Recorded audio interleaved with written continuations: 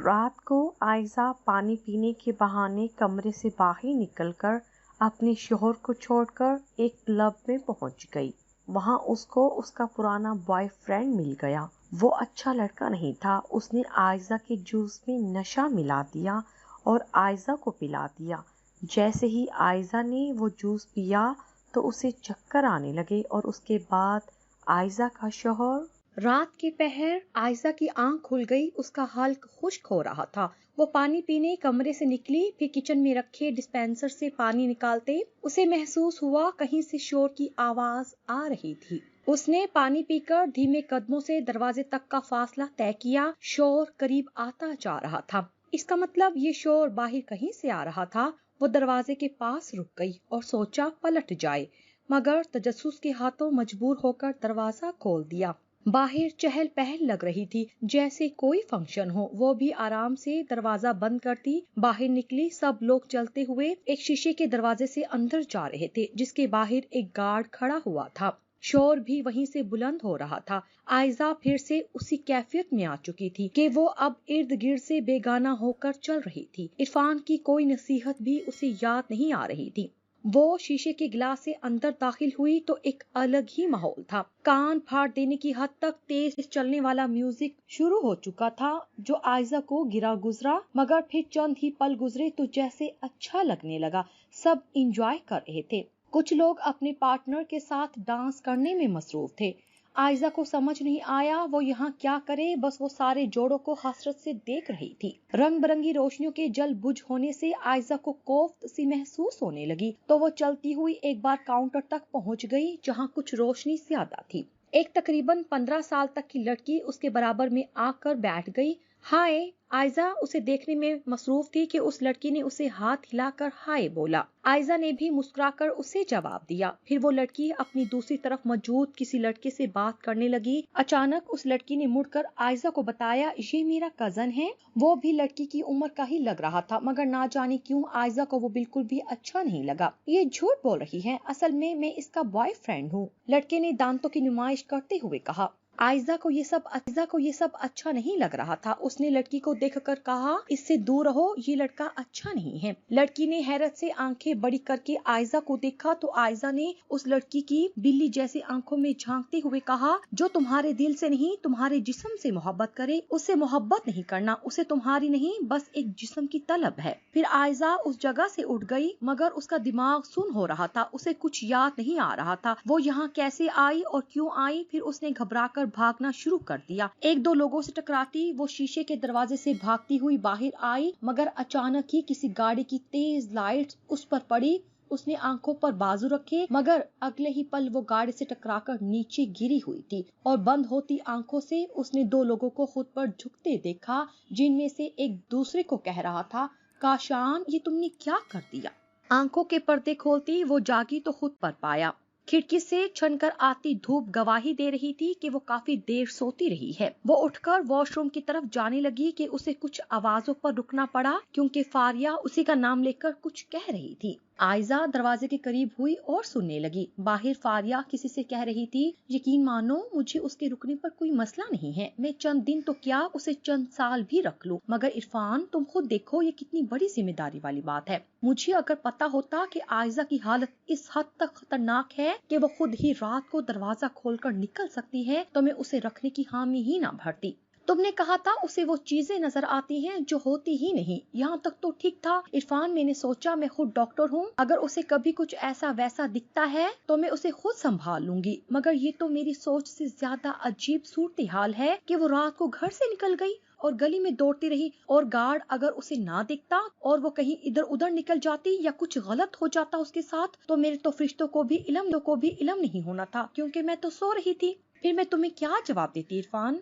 फारिया की गुफ्तगू से उसे कुछ याद आया, जैसे उसने कोई ख्वाब देखा हो। वो कहीं क्लब वगैरह में मौजूद थी और किसी लड़की से बात कर रही थी। फिर वो वहां से निकल जाना चाहती थी। वो बाहर भागी थी और गाड़ी से टकरा गई थी। तो क्या फारिया इसी बारे में बात कर रही है। मगर मैं बाहर कैसे निकल गई। याद करने की कोशिश की, मगर याद नहीं आ रहा था, क्योंकि ध्यान फिर से बाहर आती आवाजों पर चला गया। नहीं, मैं कुछ नहीं पूछ रही। मुझे अंदाजा है वो तुम्हारे साथ ज्यादा आरामदेह होकर बात कर सकती है।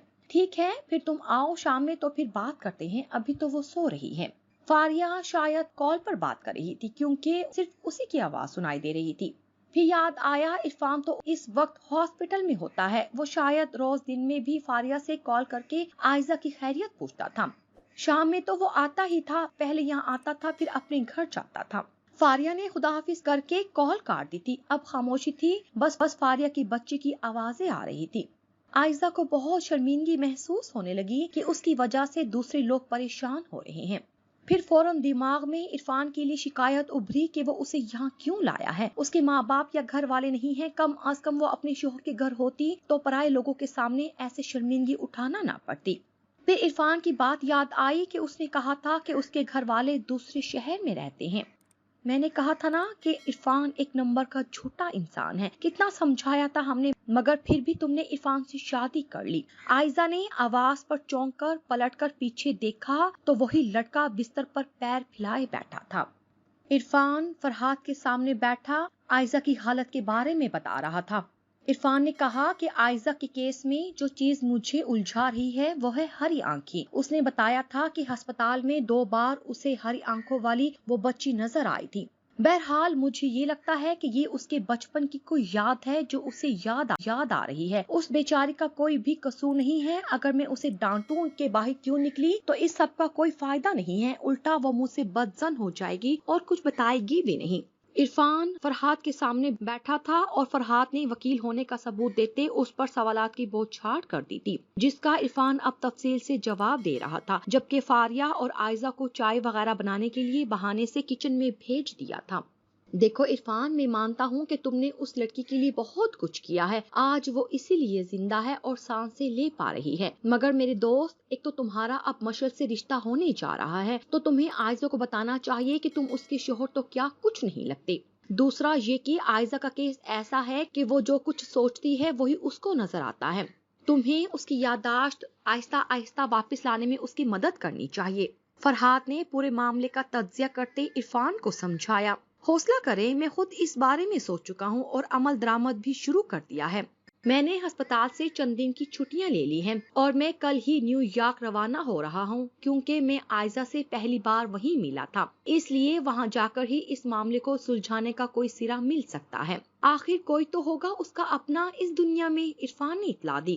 یہ ہوئی نا سمجھداری والی بات۔ چائے وغیرہ پینے کے بعد عرفان عائزہ کے ساتھ کمرے میں آ گیا اور اسے اپنی جانے کی اطلاع دی۔ مجھے کچھ معاملات دیکھنے اپنے والدین کے پاس جانا ہے، چند دن لگ جائیں گے واپس آنے میں۔ عرفان نے پہلے سے بہانہ سوچ کر رکھا ہوا تھا۔ تو پھر آپ مجھے کیوں نہیں لے کر جا رہے؟ یہ تو اچھا رہے گا، میں بھی آپ کے والدین سے مل لوں گی۔ عائزہ کو عرفان پر اب کیونکہ شک ہونے لگا تھا، اس لیے اس کے بارے میں زیادہ سے زیادہ جاننا چاہتی تھی۔ نہیں میری پیاری بیوی، میں بعد میں لے جاؤں گا، ابھی تمہیں آرام کی ضرورت ہے، مکمل صحت یاب ہو جاؤ تو چلیں گے۔ عرفان نے اپنے طور پر بہت اچھا جواب دیا تھا، کیونکہ عائزہ اپنی رات والی حرکت پر ہی شرمندہ تھی تو آگے بحث نہ کر سکی۔ بات اب اس کے دماغ میں پختہ ہو چکی تھی تو اسے یقین تھا عرفان اسے لے جانا ہی نہیں چاہتا، یہ سب تو بہانے ہیں۔ عرفان، آپ سے ایک بات پوچھوں؟ عائزہ جب بھی کچھ پوچھنے کا کہتی تھی عرفان کا دل زور زور سے دھڑکنا شروع ہو جاتا تھا کہ اب یہ نہ جانے کیا پوچھے گی۔ ہاں پوچھو، دھڑکتے دل کے ساتھ عرفان نے پوچھا۔ آپ کے والدین مجھے پسند نہیں کرتے نا؟ آپ نے اپنے گھر والوں کی مرضی کے خلاف مجھ سے شادی کی ہے نا؟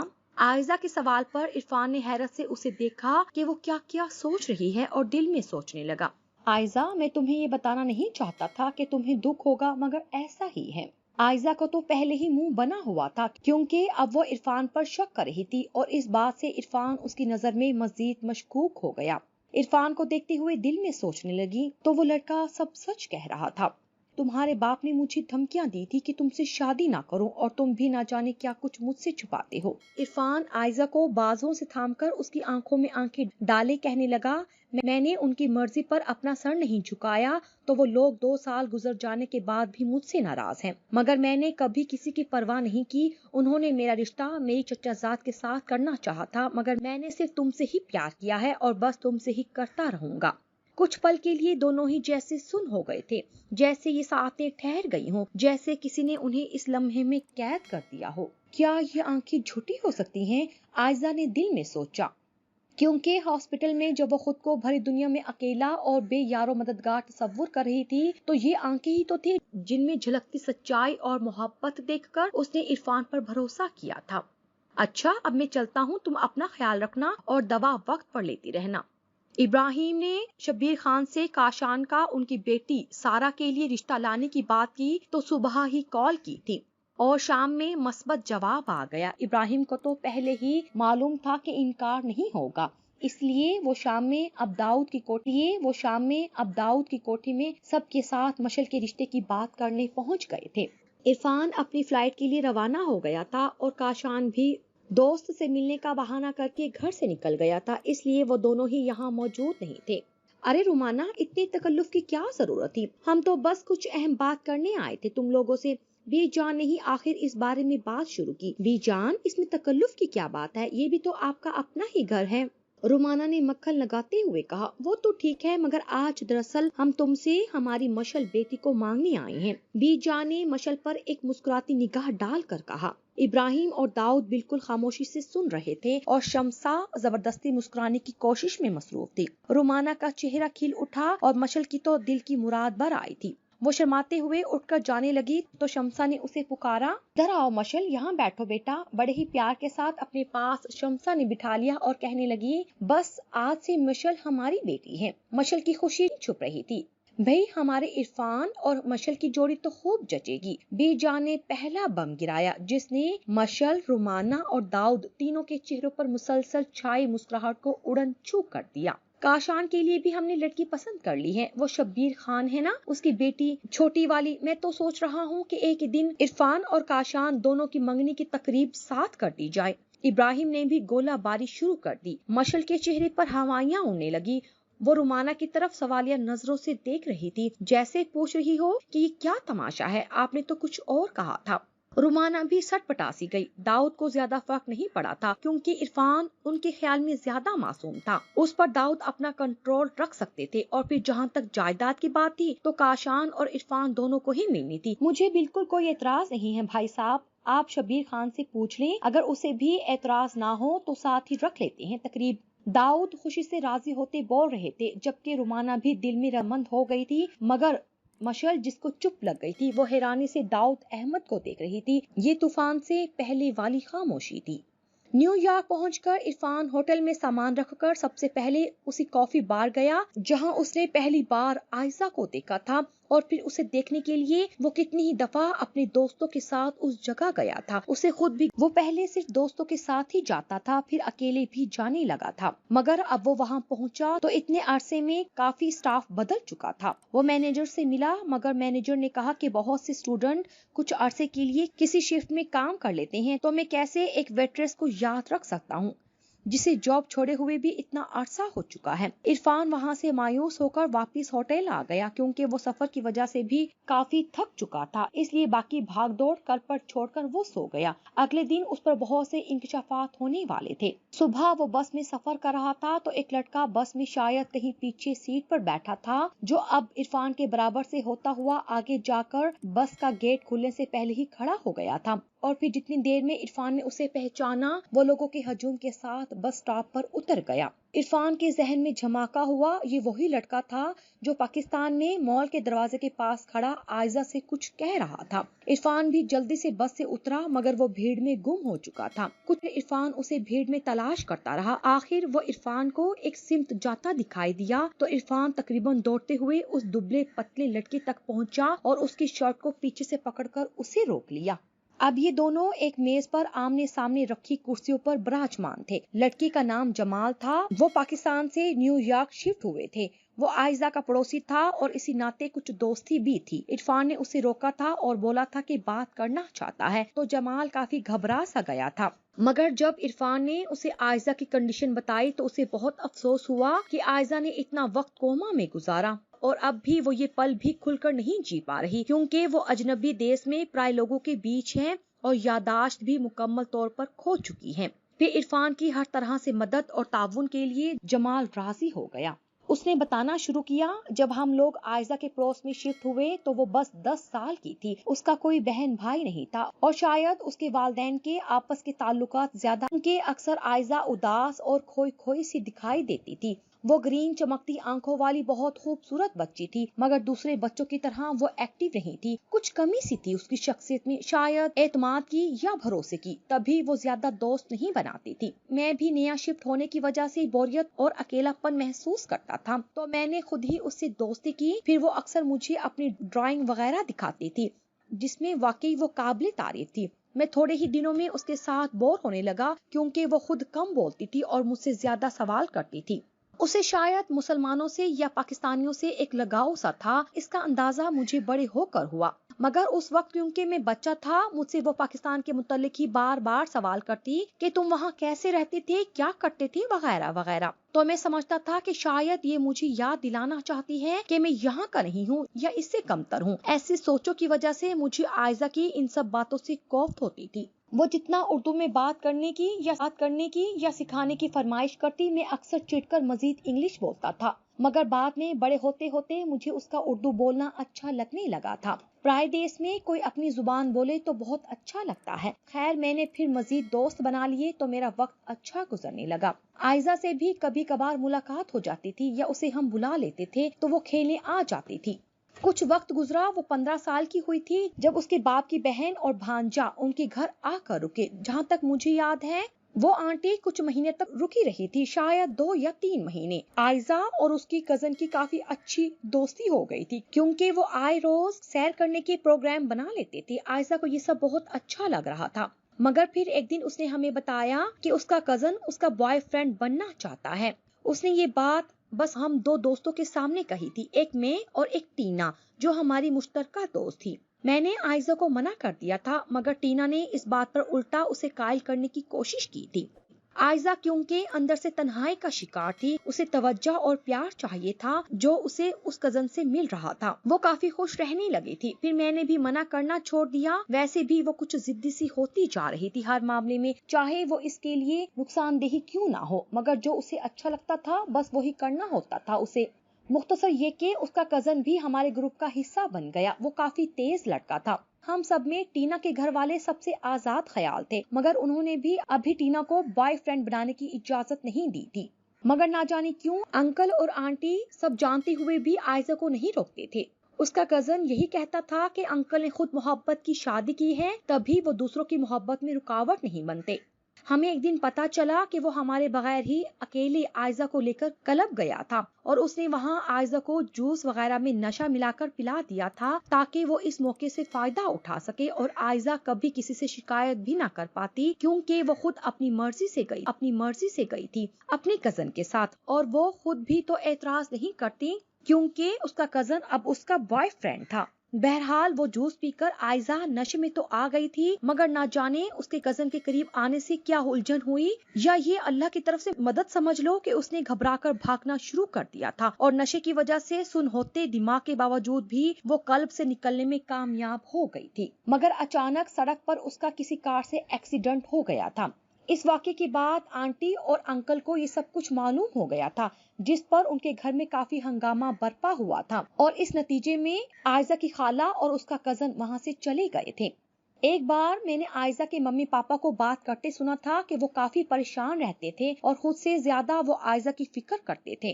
عرفان کے موبائل پر آنے والی کال نے جمال کو خاموش ہونے پر مجبور کر دیا تھا۔ دوسری طرف کال شمسہ تھی جو عرفان سے اس کی خیریت پوچھ رہی تھی، حالانکہ رات ہی ان سے عرفان نے خود بات کی تھی، مگر وہ ایک ماں تھی۔ خیریت پوچھنے کے بعد شمسہ نے عرفان کو بتایا کہ شام میں شبیر خان کی طرف باقاعدہ رشتہ لے کر جائیں گے ان کی بیٹی سارا کے لیے۔ پھر 1-2 باتیں کر کے کال بند کر دی تو عرفان دوبارہ جمال کی طرف متوجہ ہوا۔ جمال، مجھے تم سے آذر خان کے بارے میں بھی کچھ پوچھنا ہے۔ آذر خان سے میں مل چکا ہوں، اس نے بتایا تھا کہ عائزہ اور وہ ایک دوسرے کو پسند کرتے تھے، مگر مذہب کے فرق کی وجہ سے دونوں ہی پریشان تھے۔ نہ تو عائزہ کے گھر والوں کو یہ قبول ہوتا، نہ ہی آذر کے۔ آذر کے باپ کو کسی طرح اس بات کا علم ہو گیا کہ آذر پڑھائی کی بجائے عائزہ میں دلچسپی لے رہا ہے، تو انہوں نے آذر کو کسی بہانے واپس بلا لیا پاکستان، مگر تب عائزہ بھی ساتھ ہی چلی آئی کیونکہ ان دونوں کو لگتا تھا کہ وہ منا لیں گے آذر کے گھر والوں کو۔ آذر نے اپنے گھر والوں سے عائزہ کو ملوایا مگر انہوں نے تب بھی صاف انکار کر دیا اور عائزہ پریشانی میں آذر کے گھر سے نکلی تو راستے میں اس کا ایکسیڈنٹ ہو گیا جس کی وجہ سے اسے ہمارے ہاسپٹل لایا گیا تھا۔ وہاں اس کے دماغ پر چوٹ لگنے سے وہ کوما میں چلی گئی تھی۔ آذر نے کچھ دن اس کے علاج کے اخراجات اٹھائے مگر پھر یہ کہہ دیا کہ میری اب شادی ہو رہی ہے اور میں نہیں چاہتا کہ ایک ایسی لڑکی کی وجہ سے میری شادی شدہ زندگی خراب ہو جس کا کچھ علم ہی نہیں کہ وہ کبھی آنکھیں کھولے گی بھی یا نہیں یا پھر کوما کی حالت میں ہی مر جائے گی۔ میں نے اور دوسرے ڈاکٹر نے آذر کو سمجھانے کی کوشش کی مگر اس نے پھر بھی عائزہ کو چھوڑ دیا اور پھر اپنی جان چھڑوا کر وہ ایسا غائب ہوا کہ آج تک نہیں دیکھا۔ خیر عائزہ کی ذمہ داری تو میں نے اٹھا لی تھی مگر میں تم سے جاننا چاہتا ہوں کہ کیا آذر کی بات سچ ہے جو کچھ اس نے مجھے بتایا ہے اپنے اور عائزہ کے متعلق؟ عرفان نے جمال سے سوال کیا۔ ڈاکٹر عرفان، جہاں تک میں نے آذر خان کو پرکھا ہے مجھے اس پر ذرا بھی بھروسہ نہیں ہے کیونکہ وہ ایک نمبر کا جھوٹا شخص ہے۔ مجھے عائزہ نے یہ تو نہیں بتایا کہ دونوں کب اور کہاں ملے مگر مجھے یہ پتا ہے کہ وہ آذر کی بہت تعریف کیا کرتی تھی۔ مجھ سے تو عائزہ کی کافی کم بات ہوتی تھی مگر ٹینا سے وہ اکثر اس کے بارے میں بات کر لیا کرتی تھی اور مجھے پھر ٹینا سے پتہ چلتی تھی۔ آذر ایک مسلم لڑکا تھا اور پاکستانی بھی، شاید اسی لیے عائزہ اس کی طرف متوجہ ہوئی تھی۔ میں جانتا تھا وہ بس پڑھائی کرنے کے لیے یہاں آیا ہے، چند سال میں چلا جائے گا اور بس تب تک کے لیے ہی عائزہ کے ساتھ وقت گزار رہا ہے۔ مگر جب یہ بات عائزہ کو کہی تو اسے یہ بات بہت بری لگی اور اس نے مجھ سے ہی بات کرنا چھوڑ دیا مگر مجھے ٹینا اس کی ہر بات بتا دیتی تھی کیونکہ وہ مجھ پر بھروسہ کرتی تھی۔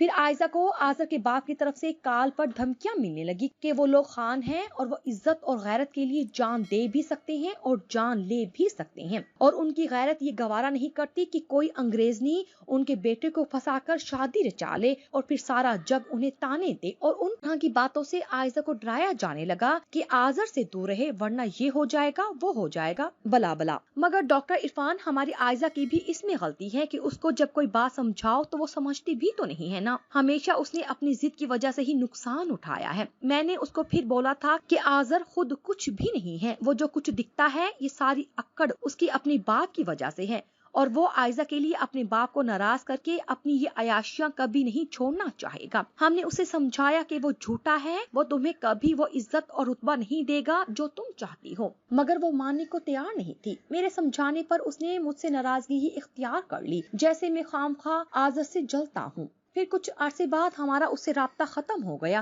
اور ٹینا نے بھی نمبر بدل لیا تھا تو اس سے بھی رابطہ ختم ہو گیا۔ کچھ دن پہلے ہمارے خاندان میں ایک عزیز کی شادی تھی تو ہم پاکستان گئے تھے شرکت کے لیے اور وہاں شاپنگ مال کے پاس عائزہ کو دیکھا تو مجھے بہت حیرت ہوئی تھی۔ مجھے نہیں پتا تھا کہ اس کی یادداشت کھو چکی ہے۔ میں یہی سمجھا تھا کہ وہ اب تک ناراض ہے، تبھی زیادہ بات نہیں کی اور چلی گئی۔ عرفان بہت غور سے جمال کی باتیں سن رہا تھا، پھر اس نے جمال کو کہا کہ وہ عائزہ کے گھر جانا چاہتا ہے۔ جمال اسے لے کر عائزہ کے اپارٹمنٹ پہنچا تو وہاں تالا لگا ہوا تھا۔ ٹینا کے دروازے کی بیل بجائی تو اس نے جمال کو دیکھتے ہی خوشی سے دونوں کو اندر بلایا۔ اس کے گھر میں بچوں کا شور شرابہ ہو رہا تھا۔ ٹینا نے بتایا کہ اس کے باپ نے ان کو چھوڑ کر دوسری شادی کر لی تو ٹینا اس وقت کافی ڈسٹرب تھی اور کسی سے بھی بات کرنا نہیں چاہتی تھی، اسی سبب اس نے نمبر بدل لیا تھا۔ جمال اور ٹینا کے آپس کے گلے شکوے دور ہوئے تو جمال کو اپنے آنے کا مقصد یاد آیا اور پھر اس نے ٹینا سے عائزہ کے ماں باپ کے بارے میں پوچھا تو ٹینا نے بتایا کہ عائزہ اور آذر کے تعلقات خراب ہونے لگے تھے کیونکہ عائزہ کو دھمکیاں مل رہی تھی اس کے باپ کی طرف سے اور آذر کے پاکستان جانے کا وقت آیا تو عائزہ نے ضد شروع کر دی کہ وہ آذر کے گھر والوں سے خود ہی بات کرے گی پاکستان جا کر۔ تو آذر نے سمجھایا تھا کہ پاکستان جانے کا کوئی فائدہ نہیں بلکہ آذر کا رویہ بھی اس کے ساتھ برا ہو گیا تھا، مگر وہ تو دیوانوں کی طرح اس کے پیچھے پڑ گئی تھی اور پاکستان جا کر ہی دم لیا۔ اس کے جانے کے بعد آنٹی اور انکل سب سے پہلے میرے پاس ہی آئے تھے اس کا چھوڑا ہوا نوٹ لے کر جس میں اس نے لکھا تھا کہ میرے اڑنے کا وقت آ گیا ہے، مجھے میری تمام غلطیوں کے لیے معاف کر دیجیے گا اور دعا کیجیے گا کہ مجھے کوئی گرا نہ سکے اور آذر ایک اچھا ساتھی ثابت ہو سکے۔ میں نے آنٹی کو بتایا کہ آذر کا تعلق پاکستان سے ہے اور عائزہ اور آذر ایک دوسرے کو پسند کرتے تھے۔ آنٹی کے چہرے پر یہ سنتے ہی کئی رنگ آ کر گزرے اور پھر وہ بنا کچھ کہے اپنے گھر چلی گئی اور پیچھے پیچھے انکل بھی چلے گئے۔ بس پھر کبھی انہوں نے مجھ سے نہ ہی کچھ پوچھا نہ ہی بتایا۔ ایک آخری بات پوچھنی ہے، یہ عائزہ کا گھر تو باہر سے لاک ہے تو کیا اب وہ لوگ یہاں نہیں رہتے؟ ہو سکتا ہے کہ آنٹی کچھ سامان لینے کے لیے یہیں پاس میں گئی ہو؟ کیونکہ پرسوں میں نے دیکھا تھا آنٹی کو۔ عرفان نے جمال کو چلنے کا اشارہ تو وہ ٹینا کا شکریہ ادا کرتے اٹھ گیا اور دونوں پھر باہر نکلے تو دیکھا اب عائزہ کے گھر کا دروازہ باہر